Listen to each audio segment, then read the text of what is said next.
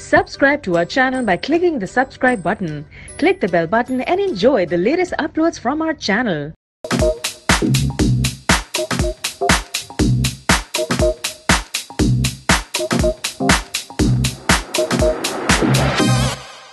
गल करिए अक्टूबर दी ते एक हॉन्टेड एक फीलिंग नाल निकलदे ने। हॉन्टेड मीन्स कि असाब ते सवार रहिंदी, मसूर जेड़ा ना कैप्टिवेशन हो जांदी है। जी हां बिल्कुल, मसूर कर लैंदी और एक एक सीन होंदी, एक एक चीज बार बार याद आंदी रहिंदी है। ते थोड़ा सारा तुसी अपनी जरूर दसो कि तुहाडी की राय है इहदे बारे। फौसन मेरी राय है कि बुनियादी तौर पे ए जेड़ी फिल्म है अक्टूबर जी ए एक कैरेक्टर दे गिर्द घुमदी है और इहदे च जो अहम तरीन चीज है वो वरुण धवन दा कैरेक्टर है। वरुण धवन दा कैरेक्टर है जिहड़ा कि डैन दानिश दा कैरेक्टर है ते उस कैरेक्टर नू डेवलप करना जिहड़ा जिस माहिर ने डेवलप किया है उस महारत ने पे ऑफ किया इस फिल्म की खूबसूरती और कामयाबी की शक्ल विच।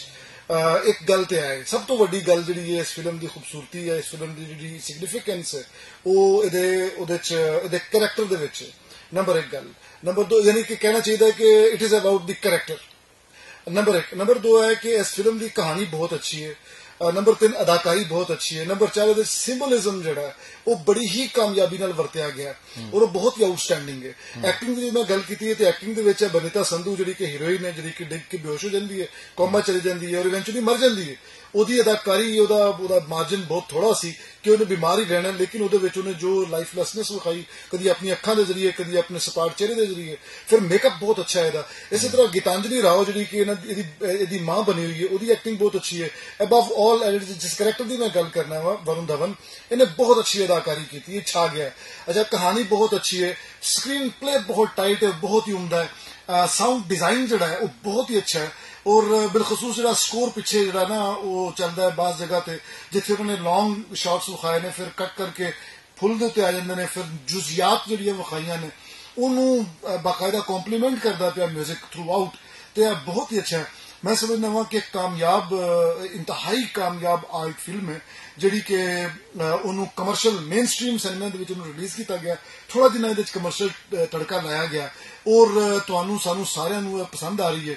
और खूबसूरती फिल्म की एक इहो जिहे पीस की खूबसूरती यह होंदी है कि बार बार वेखण वास्ते लोग इहो जिही फिल्मां खरीद के रख लेंदे ने अपने घरां च। मेरा ख्याल है तुहाडा भी दिल कर रहा होगा कि इहदी DVD होए तुहाडे कोल और तुसीं मिस करोगे वो टाइम जिहड़ा तुसीं उहनूं सिनेमे च एक्सपीरियंस कीता है ते तुसीं भी नाल मेरे आखोगे कि हाँ जो गल सिनेमा च वेखण वाली सी कि जो ही हॉस्पिटल के अंदर दा ICU का जो सीन होंदा है ਉਹਦੇ ਜਿਹੜੀ ਮਸ਼ੀਨਾਂ ਦੀਆਂ ਆਵਾਜ਼ਾਂ ਹੁੰਦੀਆਂ ਨੇ, ਉਹਦੀ ਜਿਹੜੀ ਇਹਦੀ ਸਾਂਸ ਦੀਆਂ ਜਿਹੜੀਆਂ ਆਵਾਜ਼ਾਂ ਹੁੰਦੀਆਂ ਨੇ ਉਹਦੇ ਨਾਲ ਜਿਹੜਾ ਇੱਕ ਸਹਿਰਤਾਈ ਹੋ ਜਾਂਦਾ ਹੈ ਪੂਰੇ ਸਿਨੇਮਾ ਹਾਲ ਵਿੱਚ ਔਰ ਉਹ ਮਾਹੌਲ ਬਣ ਜਾਂਦਾ ਕਿ ਜਿਸ ਤਰ੍ਹਾਂ ਤੁਸੀਂ ਵਾਕਈ ਤੁਸੀਂ ਖੁਦ ਉਸ ਕਰੈਕਟਰ ਦੇ ਯਾਨੀ ਬਨੀਤਾ ਸੰਧੂ ਦੇ ਸਰਾਣੇ ਬੈਠੇ ਹੋ ਤੇ ਉਹ ਫੀਲ ਤੁਹਾਨੂੰ ਉਸ DVD ਤੇ ਤਾਂ ਨਹੀਂ ਆ ਸਕਦੀ, ਲੇਕਿਨ ਉਹਦੇ ਬਾਵਜੂਦ ਚਲੋ 10% ਦੀ ਸਹੀ ਉਹ ਤੁਹਾਨੂੰ ਉਸ ਨੋਸਟੈਲਜੀਆ ਚ ਲੈ ਜਾਏਗੀ ਕਿ ਇਸ ਤਰ੍ਹਾਂ ਤੁਸੀਂ ਉਸ ਫਿਲਮ ਸਿਨੇਮੇ ਚ ਵੇਖੀ ਸੀ।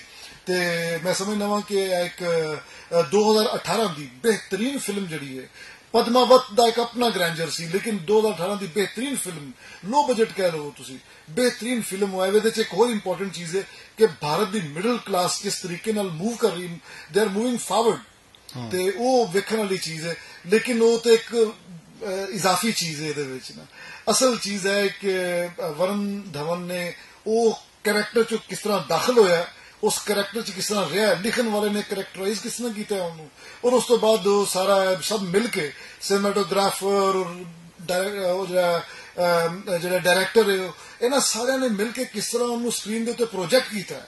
उन्होंने सारे वास्ते मेरा ख्याल है कि जिन्होंने आखी ना स्टैंडिंग ओवेशन देना, सानू स्टैंडिंग ओवेशन देना चाहिए। और तुसीं वेखिया फिल्म देने ते वाकई लोग किस तरह खलो के तालियां मारते पे।